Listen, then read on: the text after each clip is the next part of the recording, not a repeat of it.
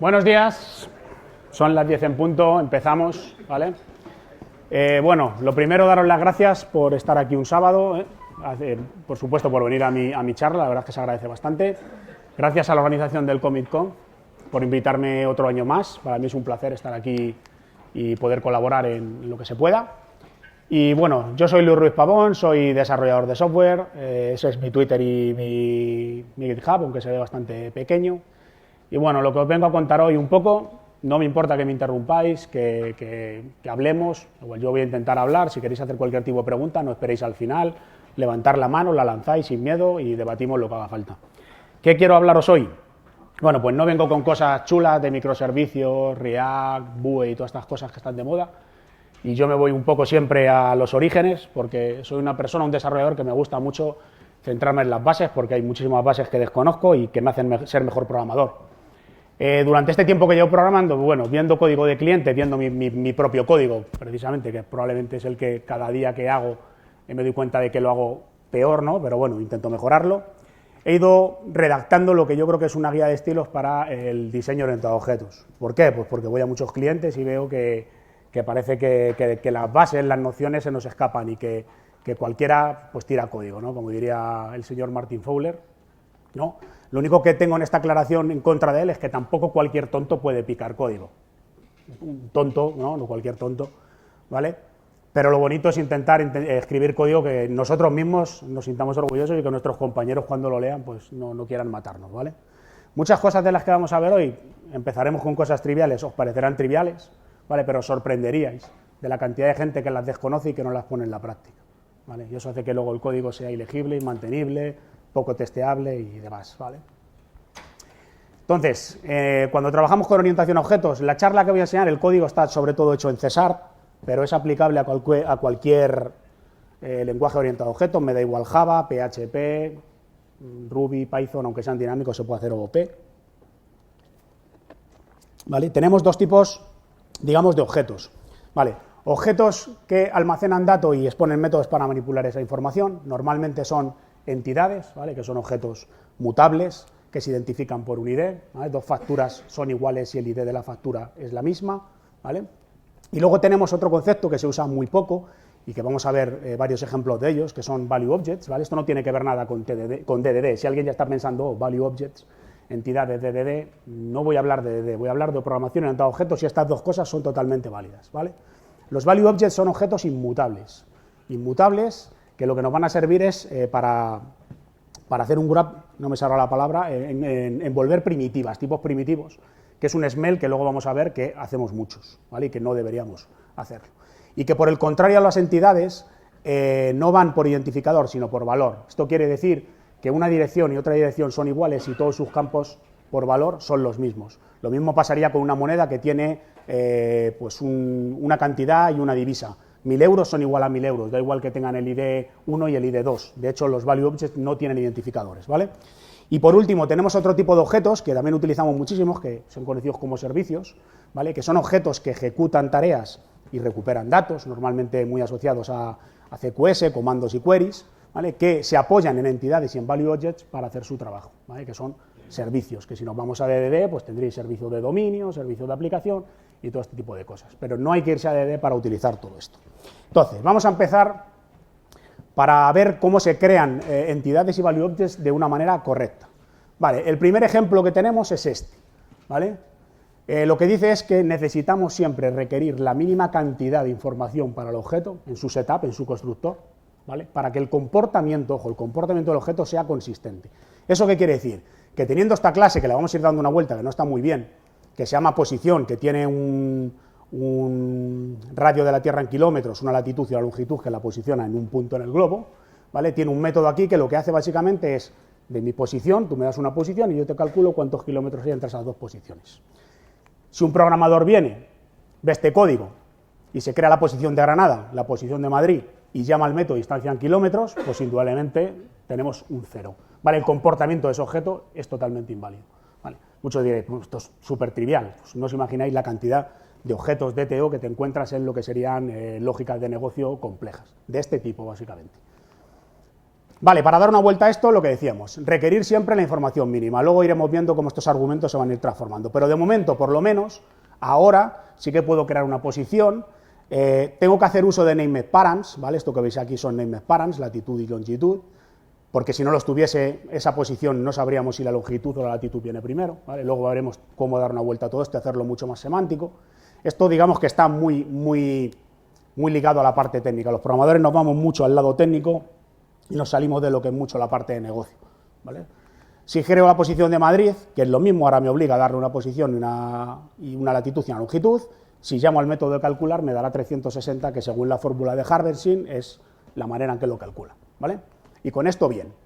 Siguiente, claro, ya tenemos información mínima para funcionar. Siguiente problema. Claro, yo en latitud y en longitud puedo pasar lo que me dé la gana, ¿vale? Y no debería. ¿Por qué? Porque hay unas invariantes, en este caso no son invariantes de negocios, sino son unas reglas globales que todos entendemos, que tanto la latitud como la longitud están comprendidas entre unos valores. La latitud va entre menos 90 y 90, la longitud entre menos 180 y 180. Entonces, ¿cómo hacemos eso? Con lo que se conocen cláusulas de guarda, que las habréis visto mucho, o precondiciones, ¿vale? En este caso serían precondiciones. Vale, ¿qué ocurre aquí? Bueno, pues nos entran los argumentos, validamos que está uno bien, otro bien, y con esto nos aseguramos pues, que este tipo de longitud no se va a poder cumplir. Saltará una excepción y dirá, oye, los argumentos no son válidos. A esto lo podemos dar una vuelta, porque este código lo vamos a repetir mucho, y seguramente en vuestro código lo habréis visto a patadas. Este código sigue estando muy ligado a la parte técnica, son ifs, complejos, anidados, ¿vale? A mí me gustaría leer código mucho más sencillo. ¿Cómo? Pues montando esto en unas clases que nosotros las llamamos, ¿se ve por detrás? Las llamamos ensures, son las típicas guard que habéis visto, pero a mí guard es como que tienes ahí el perro guardián, el guarda vigilando, no es el guarda. Yo lo que quiero leer el código es, asegúrate que el argumento está entre estos valores y si no, error. Asegúrate que el argumento está entre estos valores y si no, error. Asigno y asigno. 4 líneas de código, no hay nada complejo y todo esto lo podemos reutilizar por donde queramos, ¿vale? Os voy a enseñar un ejemplo.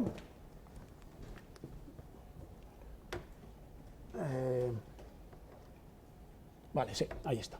De cómo es esta clase para que veáis que tiene una cantidad de métodos. Este código va a estar todo disponible, ¿vale? Lo podéis descargar, podéis magrearlo y hacer lo que queráis con ello.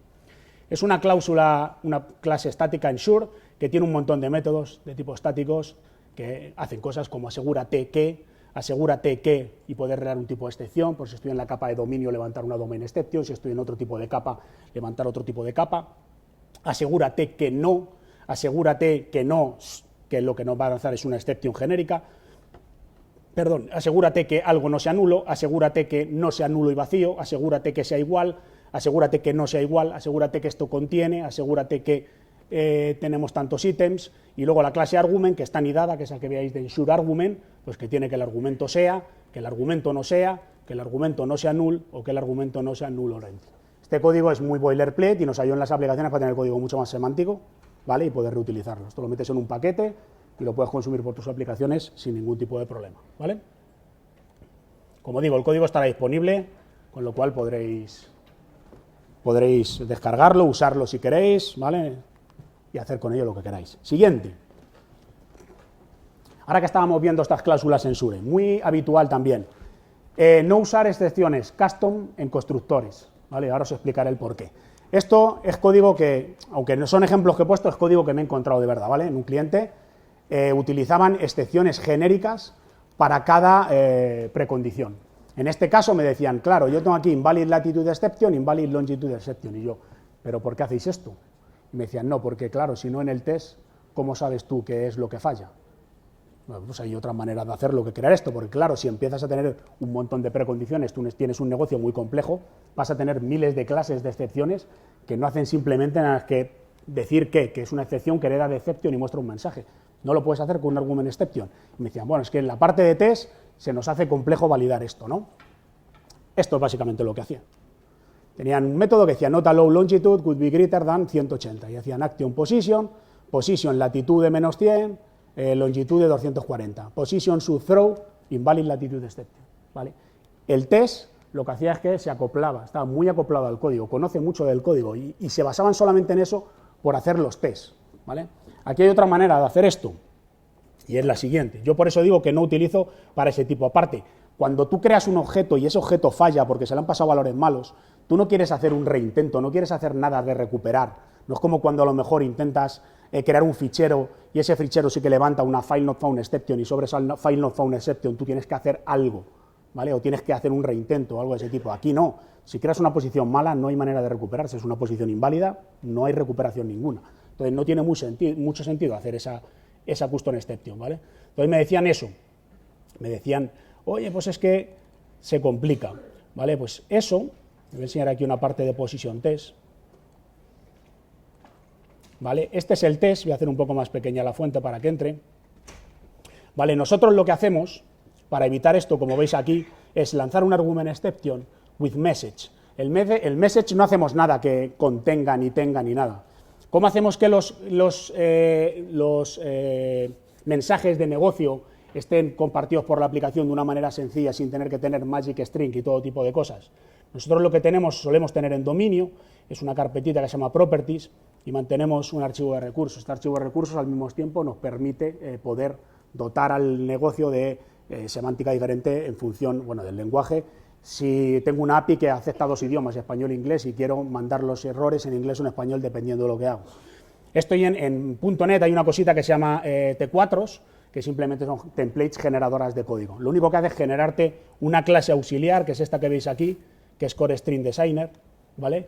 Que tiene esos métodos que veis aquí y que se encarga, ¿vale?, de sacar esos valores. Esto en código se me hace muy bien, porque lo que me permite es, tanto en la posición, que os voy a enseñar aquí, por ejemplo, en los mensajes, puedo utilizar este core strings con el invalid latitud y en los tests puedo hacerlo, ¿vale? Esto me permite incluso que, en este caso, este test que estáis viendo aquí, está fallando, dice, not allow latitude could be greater than 180, ¿vale? Y no está fallando porque, en este caso sí por la latitud, pero hay veces que no te das cuenta y podrías tener aquí un invalid longitude, ¿vale? Porque tú lo que estás probando, imagínate aquí que es el longitud,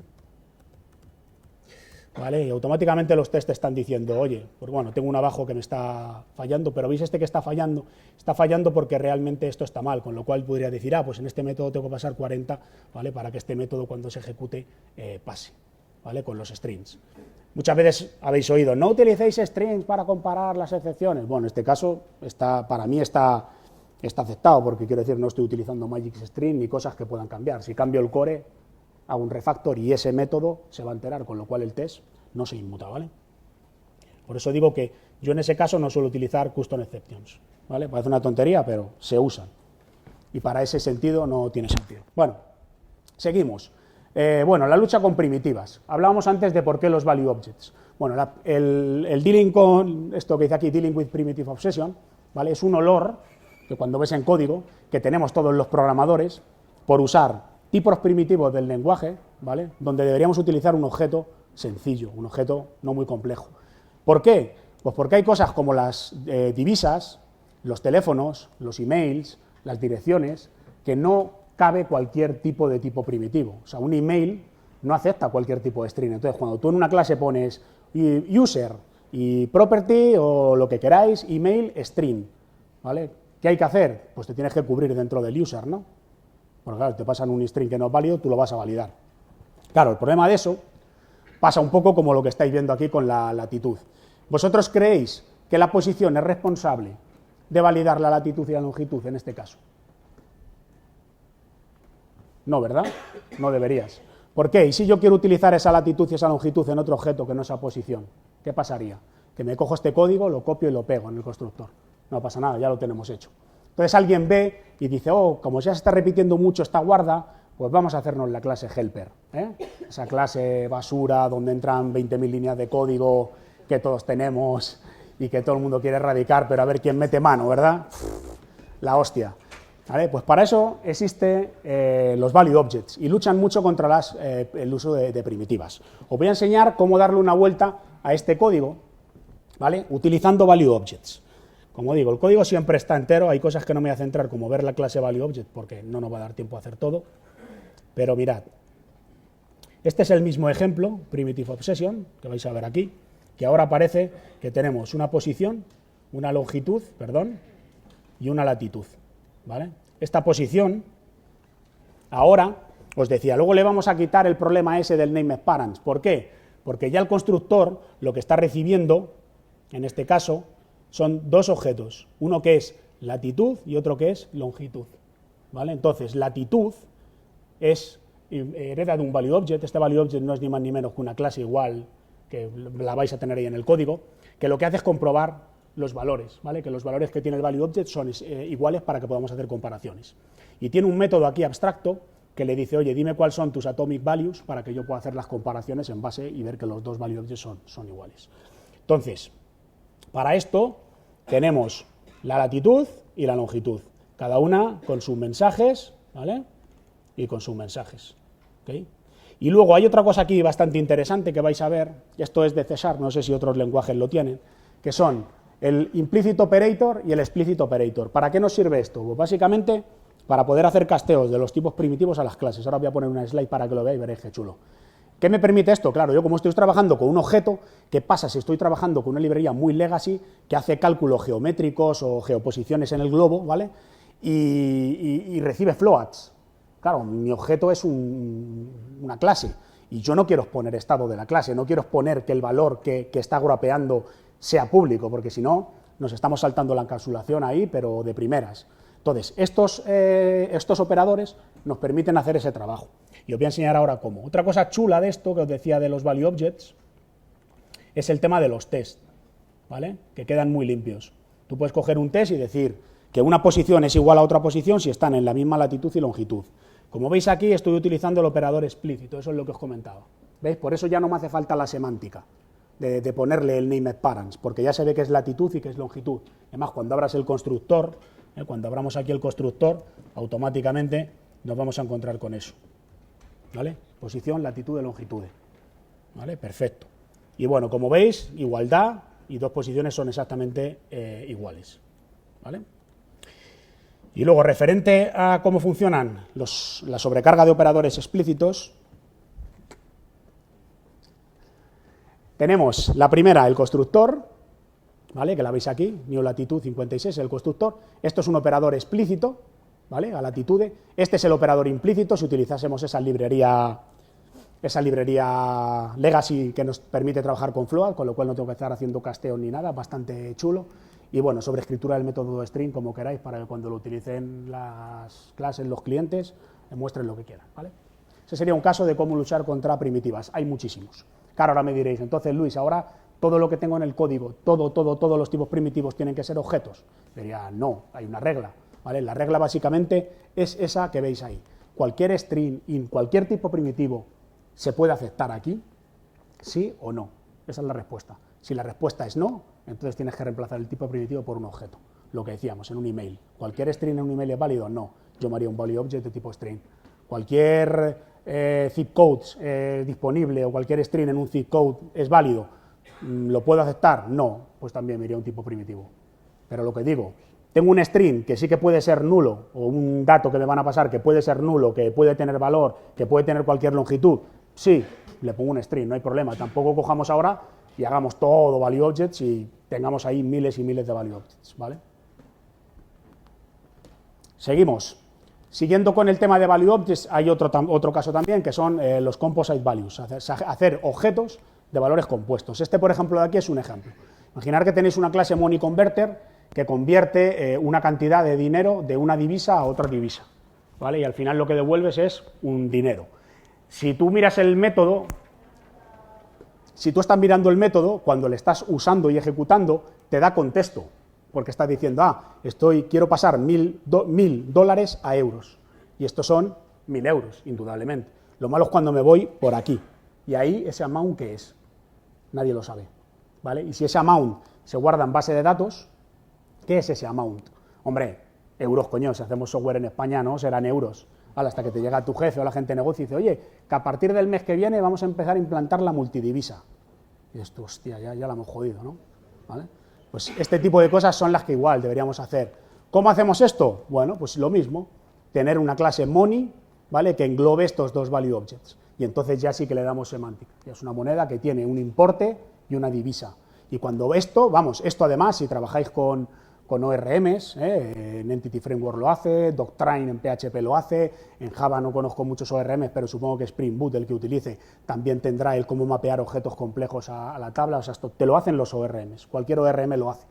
Y cuando vayas a la tabla vas a ver que esa factura es de 1.000 euros, ¿vale? No hay 1.000 ahí, y ya peor sería si, bueno, el decimal siempre va a estar, porque al final en la base de datos se convertirá en un decimal, pero en nuestro código no. Porque luego podemos decir, ¿vale cualquier decimal? Hombre, si vale cualquier decimal, negativo o positivo, pues podríamos utilizar un decimal y quitarnos ese amount. Por eso digo que ya depende un poco de la casuística del negocio, ¿vale? ¿Claro todo hasta aquí? Bueno, voy a enseñar esta clase, vamos a ver cómo vamos de tiempo, vamos bien. Esta clase es exactamente lo mismo, digo, el código tendréis tiempo para verlo tranquilamente, ¿vale? La clase money, que sigue siendo también otro value object, recibe el amount y el currency, y lo único que se hace responsable es de cumplir sus invariantes, que ese amount y esa currency no sean nulas. ¿Por qué? Porque la currency internamente, ella ya tiene su propio código que valida si la currency es válida o no es válida, basándonos, por ejemplo, en este caso, en el culture info del framework, que nos da todos los ISO currencies posibles que existen de USD, EUR, tal, ¿vale? Con lo cual, yo esta currency la puedo utilizar no solamente en un money, la puedo utilizar en un convertidor de dinero, donde queráis, ¿vale? Entonces, tengo el código en un único sitio y no tengo el código disperso por 24.000 sitios, o la clase helper maravillosa de la que hablábamos, que suele ser el caso más habitual de donde suele caer todo, porque con un nombre helper, pues que ayuda, pues si ayuda, ayuda para todo, ¿no? Seguimos. Bueno, naming constructors. ¿Qué son los naming constructors? Son conocidos como naming constructor o método factoría. Esto lo que van a hacer igual, es darle más semántica al código. Es lo que os decía, siempre separaros mucho de la parte técnica, que es hacia donde solemos tirar los desarrolladores, mientras que no tirar más a negocio. Yo en mi caso, casi todo lo que desarrollo, no sé vosotros, son aplicaciones de línea de negocio, ¿vale? No hago, yo qué sé, engines para juegos 3D o este tipo de cosas, hago aplicaciones de línea de negocio para clientes, con lo cual prefiero que mi código está más ligado al negocio que a la parte técnica. Tenemos esta clase que veis que se llama color, que podría estar en un software de, no sé, por ejemplo, de una imprenta o de lo que queráis. Entonces, aquí alguien pensó, bueno, byte, ¿no? Porque, joder, me ha dicho Luis que tampoco abuse de los tipos primitivos, pero que tampoco abuse de los value objects. Entonces, byte admite valores entre 0 y 255, que es algo que soportan la intensidad de los RGA, con lo cual podría ser un tipo primitivo aquí para usar, candidato. Pero tampoco me gusta, porque el concepto de byte red, no sé, parece que estamos un poco como en electrónica y en estas cosas, ¿no? Vamos a ver también cómo le damos una vuelta luego a eso y le damos un poco más de semántica. A veces no solamente eso, a veces es mucho más la semántica también la que nos hace quitar este tipo de primitivos, ¿vale? Aunque aparentemente funcionaría con un RGB. Bueno, nuestra aplicación soporta colores RGB, pantalla de 24 bits de color. Os voy a poner los comentarios para que veáis cuál es el color, pero imaginaros que lo que vamos a ver no hay comentarios para que me digáis qué tipo de constructor estamos usando. A la semana viene tu jefe y dice, macho, ha llegado lo de negocio y que han metido un nuevo software y ahora nos van a pasar que hay que coger de HSL, de matriz, saturación y luminosidad, y tenemos que convertirlo a RGB. Joder, macho, ya nos han jodido. Pues venga, ala, constructor, al pelo. Vale, esos dos constructores, ¿vale?, no serían válidos, porque el framework te diría, oye, yo no puedo utilizar ese tipo de constructores porque es que tienen los mismos parámetros. Sí, los parámetros se llaman distintos. Uno es red, green, blue y otro es hue, saturation y lightness. Pero el framework te va a dar un error. Aparte que si tú ves eso un código sin comentario, ¿qué estás haciendo? ¿Un RGB o un HSLA? No tienen ni puñetera idea, ¿vale? Y luego ya te llegan y ya te dicen, y ahora vas a soportar también hexadecimales y SOR de hexadecimal. Y ya, ¡buah!, explotas. Ya es como, joder, ¿qué hago con esto? Entonces, ¿cómo hacemos que esto sea mucho más semántico? Pues ahí nos van a ayudar los named constructors. ¿Qué hacen los named constructors? Os voy a enseñar un ejemplo de esa clase color. Named constructors. Vale. Aquí veis color, ya lo he convertido en un value object. ¿Qué he hecho? Le he quitado el byte, porque no se me quedaba mucho pegado al tema de la intensidad. Entonces, lo que me he creado igual, value object intensity. ¿Qué hace el value object intensity? Lo que hemos visto en todos los value objects, comprobar que los valores son entre 0 y 255, no hay más, ¿vale? Y bueno, tiene la sobrecarga del getAtomicValues devolviendo el red, green y blue para que podamos comparar que dos colores son exactamente iguales si sus RGBs son iguales, ¿vale? Entonces, ¿cómo hago un named constructor de esto? Bueno, pues lo primero, métodos estáticos, ¿vale? Normalmente el constructor lo puedes poner privado para que nadie acceda a ello y tener from RGB. Esto es mucho más semántico, ¿vale? Porque cuando hagamos color.fromRGB lo que vamos a pedirle es una intensidad red, green y blue. Cuando lo veas en código vas a saber que estás creando un código from RGB. Ahora te llega a negocio y te dice, ahora from HSL, ¿vale? Ahora necesitamos un from HSL. Perfecto. Pues yo me vengo aquí y le digo, bueno, pues méteme mi código, ¿vale? Que lo que hace es convertir un HSL en un RGB. HSL dista un poco de lo que es RGB, porque tenemos el hue, que es un value object, pero el hue va entre 0 y 360, ¿vale? Y luego la parte de saturación y lightness, ¿vale? Podríamos haberle dado un nombre común, percentage, pero bueno, porcentaje, no sé si era muy tal, decidí montar un value object que fuera saturación y un value object que fuese lightness, ¿vale? Esto al final lo que hace es crear un color, como veis aquí, basándose en las intensidades. De hecho, otra cosa que veis aquí es que también he dotado a los value object de intensidad de un naming constructor, que se llama from scalar, un valor escalar que es un valor entero en este caso, ¿vale? Con lo cual el código mucho más semántico cuando se lee. Si nos vamos a la parte de tests, que la tenemos aquí, vamos a ver cómo sería poder testear un test de esto, y nos vamos a ir aquí a la clase color, ¿vale? Tengo un método que dice que color should allow to convert from HSL to RGB. Vamos a meterle el código que debería testear esto. Entonces lo que vamos a tener es ese código, se ve bien por detrás, ¿verdad? ¿Veis ese código que hay ahí? Lo primero que hago es crear de un RGB, que veis el intensity from scalar 255, el 00, un color rojo, y un from HSL, ¿vale? Ese HSL con esa saturación, con ese hue y con ese lightness, se tiene que convertir también en un rojo. Si lo veis en un convertidor, funcionaría. Y como son value objects que nos permiten hacer esas comparaciones de valores unos con otros, puedo decir que el color de 24 bits del RGB debería ser igual al color de 24 bits del HSL, que como veis los test están pasando y nos están diciendo que está perfecto. ¿Vale? Esto es muchísimo más semántico que tener new color, porque los new, no es que los new sean malos, pero es que los new se pegan mucho a la parte del código, ¿vale? Entonces no es que vaya a venir nadie de negocio a leer el código, pero al final nosotros como programadores dentro de un producto también tenemos que conocer el producto, y es mucho mejor hablar de un lenguaje ubicuo, de un lenguaje de producto, que de un lenguaje técnico, porque si no luego la gente no se entera, incluso para este tipo de cosas, ¿vale? ¿Tiene sentido esto? ¿Soléis utilizar estas técnicas? ¿No? O mira, si os lleváis ya algo hoy, me vale, pero de verdad, es una cosa que os animo a que veáis. Name Constructor, método factoría, tienen diferentes nombres, ¿vale? Al final, como veis, lo que estamos dotando es de mucha más semántica al código. Seguimos. Name Constructors. En objetos de negocio, pues igual, las reservas, tú haces una reserva, bueno, pues no hagan new reservation, reservation make, o los pedidos, tú haces un pedido, ¿vale? Si buscas en un diccionario en inglés, normalmente es place order, ¿vale? Lo cojonudo sería que me dejase poner el place delante del order y ya sería la leche, pero bueno, como el order es la clase, el otro es el método estático, bueno, order place es lo que hacemos, ¿vale? Eso serían igual, métodos name constructor, método factoría, ¿vale? Seguimos, más cosas. Ahora que estamos también viendo tests y constructores y todo este tipo de cosas en creación de objetos. Vale, aquí dice una cosa, que solo deberíamos probar deberíamos no probar los happy paths de los constructores, sino que deberíamos probar cuando nuestro objeto falla. ¿Por qué? Porque seguramente os habéis encontrado este código y seguramente lo habréis hecho. Yo soy el primero que he hecho este código, ¿vale? ¿Qué hago aquí? Bueno, pues digo, a ver si puedo crear una posición válida. Entonces me creo el new position y le digo position latitude should be 12, ¿no? Y position longitude should be menos 40. True, hostia, ya tenemos el test, cojonudo. Guay. Problema de este test, ¿alguien me lo dice? Sin miedo. ¿Vale? Lo que decíamos. Esto conoce un montón de nuestro código, está súper acoplado al código de la clase. Encapsulación, ¿vale? Nos la estamos saltando también. ¿Por qué? Simple y llanamente por hacer un test. O sea, ¿es el test el que nos está dictando cómo tiene que ser nuestro código? No. El código lo dicta quien lo consume, que son los clientes. Los tests están para probar que nuestro código funciona. Esto no deberíais hacerlo así, porque luego vais a encontrar objetos con propiedades públicas a punta pala que no deberían estar y haciendo aquí un asher de 25 propiedades. Para que has hecho un new user y todo se ha seteado perfectamente. No, lo que hay que testear realmente es el negocio, ¿vale? Que no esto que tenemos aquí.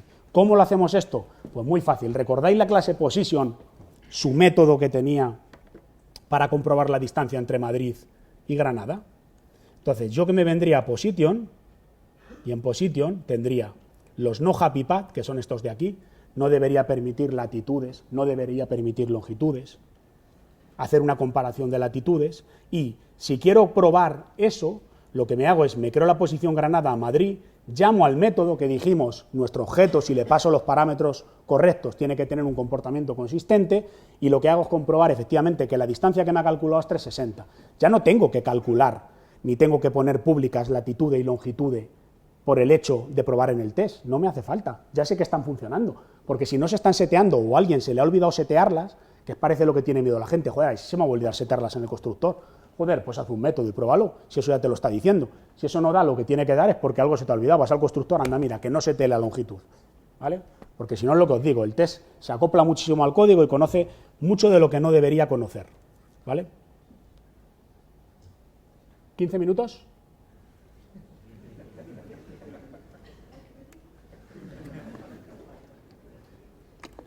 Esto es lo bueno de tener una buena ayudante. Venga, seguimos.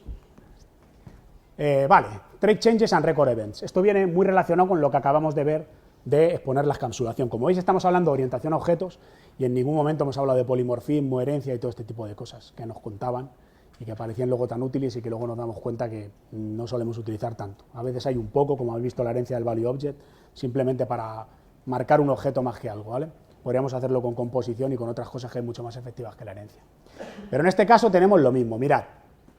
Tenemos una clase order que tiene, bueno, por lo menos aquí se han cubierto y han dicho, bueno, los voy a hacer private set para que desde fuera nadie me los pueda setear y, por ejemplo, el ID sea solamente a través del constructor. Pero mi objeto está desnudo, está un poquito ahí en pelotillas, ¿vale? Porque le estoy exponiendo cosas como el estado. ¿Por qué les pongo cosas como el estado? Pues porque tengo aquí un método que me permite cancelar una orden, ¿vale? Para que un cliente en un momento dado, pum, pueda cancelar la orden. Como veis, estamos haciendo buen uso de las precondiciones, con los ensures, que queda bien. Asegúrate, con una excepción de dominio, que si el estado es distinto de cancelado, ¿vale? Pues tiras para adelante. Si está cancelado, oye, muestra un error diciendo que la orden ya está cancelada, ¿para qué la vas a cancelar otra vez? ¿No? ¿Por qué hace esto la gente? Por lo mismo. Porque dicen, claro, yo tengo que probar que una orden se cancela. ¿Cómo puedo probar que una orden se cancela? La única manera de comprobarlo es accediendo a su estatus. Llamo al método cancel, acto seguido cojo la propiedad pública de estado y le digo should be equivalent to order de status cancel. Si yo ejecuto ese método, va a pasar y nos lo va a decir bien. Pero volvemos a lo mismo. Test muy acoplado al código. Estamos rompiendo el principio de encapsulación, cosa importantísima en la programación orientada a objetos, por el hecho de probar que estamos cancelando el pedido. Entonces, ¿hay mejores maneras de hacer esto? Sí, muchísimo mejor. Con eventos. ¿Cómo hacemos con estos eventos? ¿Vale? Mirad, aquí lo que he hecho es meter el estado y la orden privadas. Nadie conoce el estado. Si tú quieres manipular el estado del objeto, tiene que ser a través de su método de negocio, ¿vale?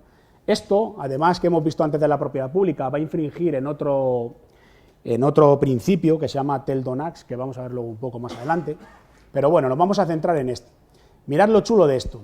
Esta colección de eventos que tengo aquí a nivel de order la podría tener en una clase, ¿vale? Que podríamos heredar de ella, o una interfaz que nos dotara de estas dos propiedades, ¿vale? Y las tuviésemos en todos los objetos que queramos hacer tracking de cambio de estados. Cuando creo la order, aparte de cambiar el estado, le estoy diciendo que, oye, añádeme el evento que la orden ha sido creada, con lo cual puedo hacer auditoría de este objeto en cualquier parte del código. Podría preguntarle por qué eventos ha pasado o qué eventos han ocurrido, cosa que en entidades mutables, de la otra manera que teníamos, solo sabes el estado actual en el momento que llamas al método, pero cómo estaba antes de ese estado no lo sabes, a no ser que conozca la lógica de negocio de la hostia, ¿vale? Ahora, el método cancel, ¿qué hace? Hace exactamente lo mismo, pero mete un evento de tipo cancelado, ¿vale? Entonces, ¿qué hago yo en el test? Pues en el test ya no necesito exponer el estado, sino que le digo, oye, me creo una order con new order ID, cancelo la orden y en la colección de eventos, ¿vale? El último evento debería ser del tipo order cancel y ese test también pasa. Y con esto nos hemos quitado el hecho de tener que exponer la propiedad status. Yo os diría siempre, todas las propiedades de los objetos deberían de ser privadas, hasta que en algún momento, no sé, tuvieses que exponerla porque un cliente lo necesita. Pero os lo digo sinceramente y os doy un consejo, que los tests no manden sobre vuestro código, que está bien que hagamos TDD, que te dicen que te haces TDD y tal, pero aunque hagas TDD o aunque hagas test unitarios sin TDD, que no sean los test lo que te digan cómo tiene que ser tu código, porque se acopla muchísimo. Entonces aquí lo único acoplado que estoy es a la colección de eventos, que tampoco pasa nada porque ahí voy metiendo, voy sacando y puedo hacer lo que quiera. De hecho, en un punto puedo consultar esos eventos y guardarlos en una tabla de histórico, que me vendría de maravilla, para saber en una request a lo mejor, por ejemplo, una request del navegador web, por cuántos eventos pasó esa orden y en qué evento está y todo este tipo. Hacer event sourcing o lo que queráis, ¿vale? O eventos de dominio, aplicados al dominio o lo que queramos, ¿vale? Esto es lo que habéis visto un poco, ¿eh? No es tampoco más que esta orden, ¿vale? Como decía, tenéis ahí la lista de eventos, ¿vale? Cómo hace el order canceled, ¿vale? Esto es aplicable, como os decía, a la parte de tests muy limpios, muy semánticos, ¿vale? Que se prueban y que veis que están ahí en verde en el momento que están cancelados o no. Por supuesto que está también el evento de Openet, ¿vale? Seguimos. Vale, entonces, ya sabemos más o menos cómo podemos crear objetos bien, entidades, value objects, ¿vale? Todo este tipo de precondiciones y demás. Vamos a ver cómo usamos entidades y value objects. Lo primero que os diría, los objetos hemos dicho que tenían métodos normalmente para alterar ese comportamiento mutable, sobre todo los objetos que trabajamos, por ejemplo, en César y en Java. Si no trabajamos con un lenguaje puramente de programación funcional, que sabéis que tenemos la condición esa de side effects, los side effects malos, pero bueno. Esto es una template que solemos utilizar nosotros para métodos, que es siempre tener precondiciones, ¿vale? Que son las precondiciones que ya hemos visto, escenarios de fallo, ¿vale? Escenario de fallo, que vamos a ver ahora cuál puede ser un escenario de fallo, el happy path, que es ese método al que vamos a llamar, order cancel, ese sería nuestro happy path perfecto. Puede haber postcondiciones, si hacemos un cálculo en algún tipo de dominio y acto seguido después de eso tenemos que validar o hacer algo sobre ese cálculo para ver que todo ha ido correcto, podríamos hacer esa postcondición. Y por último, los tipos de retorno, ¿vale? Luego hablaremos un poco cómo deberíamos nombrar estos métodos que actúan sobre las entidades, ¿vale? Las precondiciones lo habéis visto, ya lo hemos visto antes en los constructores, los ifs son precondition que no se cumple, argument exception, mucho más semántico lo que hemos visto, las cláusulas de guarda o los ensures, ¿vale? Para esto. Vale, métodos de fallo. Aquí tenemos un método de fallo, por ejemplo. Este sería el ejemplo de un servicio que confirma un email de un usuario. Lo que hace es busca un usuario en la base de datos y si el usuario es null, lo que hace es lanzar una excepción, en este tipo una key not found exception, ¿vale? Diciendo que este usuario con este email no se encuentra en la base de datos, ¿vale? Esto es un escenario de fallo. Le podemos, digamos, cagarla un poco, que suele pasar con este tipo de cosas. Esto es lo que se llama return early, ¿vale? Cuando empezamos a tener ese tipo de failure escenarios, es muy normal que la gente haga esto. Bueno, yo recupero el user, si el user es distinto de null, hago, si hago, y al final tienen el throw new key not found exception, ¿vale? Yo siempre digo que lo mejor es retornar antes. ¿Para qué? Para evitar el Street Fighter, ¿vale? El código Street Fighter que te sueles encontrar en muchos sitios, que luego es difícil el refactorizar, ¿vale? Una cata por ahí que en la guild la Trip Service Cata, si la buscáis, se basa mucho en esto, ¿vale? En temas de return early, porque vais a ver que empiezan a haber muchos if anidados. Entras en el Street Fighter, el combo y todo este tipo de cosas. ¿Cómo quitamos esto? Pues lo que decíamos, fallar rápido. Yo saco el email y lo que hago es meto mi condición en Sure, mi condición de fallo en una sola línea, sin el if ni nada, y le digo, oye, asegúrate que esto no es null. Y si es null, lanzas el error, ¿vale? Nos quitamos una complejidad a la leche, vamos quitando los ifs y el código se va quedando en líneas. Vale, como digo, parecen muchas veces tonterías, pero de verdad, no sabéis la cantidad de código que os podéis encontrar así por el mundo, ¿eh? Luego otra cosa, el tema de los custom exception. Esto es algo también, cómo capturamos excepciones en los frameworks. Hay yo sé que más o menos en la gente.net el problema vino por una librería que se llamaba Enterprise Library, que tenían el concepto de siempre catch y rethrow, catch y rethrow, catch y rethrow, catch y rethrow. No sé por qué, no me lo digáis, la gente lo utilizaba. Lo malo de eso es que si tú no dejas fluir la excepción hasta arriba, puede ser que te estés comiendo el stack trace de la excepción, porque tienes que saber cómo relanzarla. No es lo mismo hacer un throw new que un rethrow que mantiene el stack. Entonces hay veces que te llegan las excepciones arriba y te vienen como a trozos, con lo cual la gente de sistemas para buscarlas o tú mismo te vuelven loco. Entonces lo mejor es que la excepción fluya hasta arriba. El punto más alto de la aplicación, el composite root. Esto es una API REST, ¿vale? Esto es una API REST que nos permite añadir una cosa que se llama problem details. Problem details es una RFC que sirve para unificar todos los mensajes de error de las API REST. Si no lo conocéis, os recomiendo que lo echéis un vistazo. Entonces, ¿qué hace esto? Esto nos permite decir, pues mira, cuando se me levante una key not found exception, ¿vale? Del dominio de abajo, cuando me llegue a mí, lo que voy a levantar es un problem details con un 404 not found, ¿vale? Esto es en una API REST. En una aplicación de escritorio a lo mejor esto no tiene sentido, y tiene sentido tener un manejador de ventanas que muestra si cambias el icono en función, pues, no sé, de la excepción que te viene, ¿vale? Pero siempre el composite root, no toquéis las excepciones se tocan, lo que decíamos, cuando quieres hacer algún tipo de reintento, ¿vale? Algo falla y sobre eso que falla tengo que actuar, ¿vale? Que, lo digo la verdad, yo en mi caso son mínimos, normalmente fluyen hacia arriba, no me encuentro con casuísticas de si este fichero no existe, tengo que llamar a este sistema de terceros para decirle que el fichero no existe, porque podría ser un caso, ¿vale? Entonces, que las excepciones fluyan para arriba. Luego, más cosas con excepciones, ya que hemos visto Named Constructor, pues aplicar Named Constructors a excepciones, ¿vale? ¿Qué hace esto? Pues esto dota todavía de muchísima más semántica nuestro código. Aquí veis que tengo una excepción que es could not find, que parece que está ahí, could not find, ¿qué could not find? Could not find product with ID, ¿vale? Cuando lo tienes en código y buscas esto en el código y dices, oye, sácame el producto con este ID, si el producto no se encuentra, mirar cómo se lee, could not find product with ID, ¿vale? Perfecto. Mucho mejor, bueno, tenemos la parte del throw, que es la parte técnica, pero mucho más claro que throw new could not find exception, ¿vale? O bueno, o la excepción que queráis, ¿no? Entonces, dentro de este could not find podemos meter muchos tipos de excepciones, que es la siguiente parte, que es utilizar las excepciones, ¿vale?, para instanciarlas en múltiples formas. En este caso tenemos una excepción de un checkout process, ¿vale?, que como veis aquí tenemos un par de excepciones, que una es debido a que no tienes el mínimo de cantidad requerida en la orden, y otra debido a que solamente estaba disponible para usuarios preregistrados. Sigue siendo lo mismo, ¿vale? Como veis, es lo que os digo, siempre alejaros mucho de la parte técnica, tirar mucho más a la parte semántica. Estos son Named Constructor aplicados a excepciones, ¿vale? Lo que os comentaba, objetos mutables. Los comandos que alteran estado en los objetos mutables siempre deberían de ser tipo void, ¿vale?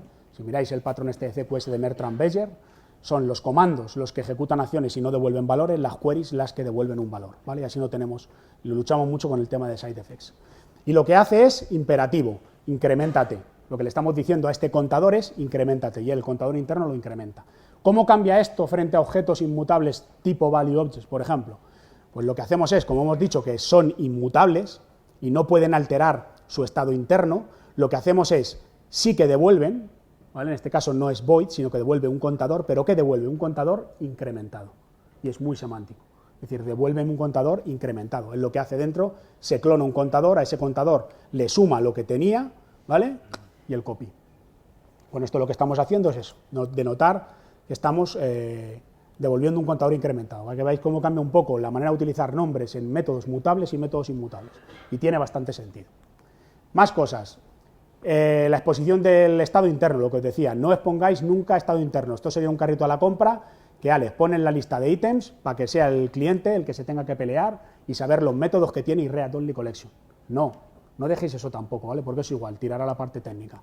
Dar métodos, dotar de métodos al objeto. Si necesitas el items count, pues dile, pues items count, es mucho más sencillo. Y esto, privado, no se utiliza, ¿vale? Eso es encapsulación, ¿vale? Como digo, lo repito muchísimo, pero para mí probablemente es uno de los principios más importantes de la programación en todo objeto, mucho más que la herencia del polimorfismo, que lo suelo utilizar mucho menos a menudo, ¿vale?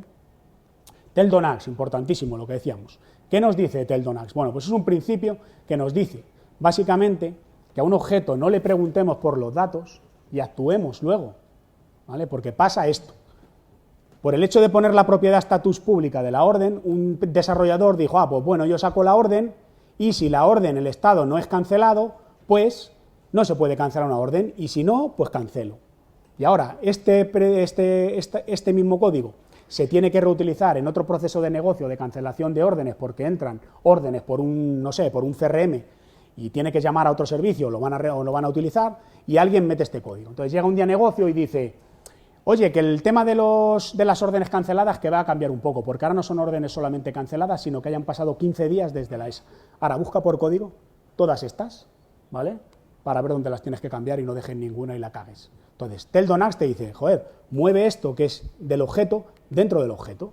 ¿Qué es esto? Básicamente, que veíamos. Aquí miro que la orden no sea cancelada, Le pongo el status cancelado y añado el evento create de este que no valía para no tener que exponer el estado. Con esto el estado ya le tengo totalmente encapsulado. ¿Y esto qué nos permite? Pues tener el servicio así, que es lo que dice Teldonax. Aquí, como veis, no estoy comprobando. ¿Qué sí que tengo? Un failure escenario. ¿Cuál? Pues que la orden no se anula, ¿vale? Es el failure escenario, pero este es el happy path. Y no tiene que haber un happy path de tener ifs, ifs, ifs, ifs. ¿Vale? Lo que sea de los objetos a los objetos. ¿Vale? Eso es lo que dice un poco Teldonax. Y Teldonax viene dado mucho porque solemos exponer mucha información interna del objeto. Básicamente los desnudamos. Y por último, servicios. Aquí voy a ser breve. Simplemente seguimos hablando de constructores, por favor. Servicios. Cuando tengamos servicios, todo lo que sea necesario para hacer el setup de un objeto que funcione y funcione consistentemente por constructor. No hagamos esto, por favor. Nunca. Si tenemos algo que es opcional, que no vaya en el constructor. Quitarlo. No puede ir un null, porque ese null de aquí nos obliga a hacer guarradas como estas. ¿Vale? Ahora vamos a ver cómo quitamos ese null de aquí, cómo lo podemos quitar con un patrón tan sencillo que os voy a mostrar ahora. Cosas peores. Bueno, pues meter el formatter null y meter el file path null. Y encima, dentro del código, que puede ser una caja negra, que llegue alguien y decía, hombre, pues si el file path es null, pues los logs te los dejo en mntc logs, ¿vale? Que sería un sistema de archivos Linux. Si este código, por ejemplo, Alan Score, que es multiplataforma, lo quiero utilizar en un Windows, ¡pa! Rompe. Y a saber por qué. Y para testearlo, pues imaginaros, la hostia, ¿no? Entonces, esta es igual de mala, que la habréis visto, que eso se llama Property Injection. ¿Está game over? Bueno, Property Injection, ¿vale? Y por último, que voy a terminar, ¿cómo quitarnos esos nulos? Null Object Pattern. Crearos un formateador, ¿vale? Que no haga nada y al file logger se lo pasáis. No va a hacer nada. Vale, esto nos permite también en tiempo de ejecución poder cambiar el comportamiento del objeto. Y por último, y termino ya, inyectar lo que necesitéis, por favor, no de dónde podéis sacarlo. Me encuentro muchísimas veces gente que se mete el inyector de dependencias por constructor, ¿vale? O un service locator. Eso hace tremendamente difícil hacer test, porque son test de caja negra. Tienes que ir al test para saber. En este test, por ejemplo, tendrías que conocerte que ese contexto tiene un service provider, que es un contenedor de dependencias, que a su vez tiene un servicio y feature service store que estás utilizando un poco más abajo para recuperar tugles. Si necesitas el feature store, es tan sencillo como decirle, toma el feature store, ¿vale? No os inyectéis de dónde lo vais a sacar. Eso os va a dar muchísimos dolores para test y para todo, ¿vale? Y bueno, esto es todo. ¿Tenéis algún tipo de pregunta? ¿Alguien tiene preguntas o algo? ¿Dudas? Nada, eso no sé si me quedo que o no os ha gustado, os habéis quedado ahí tal. Bueno, pues nada, daros las gracias a todos.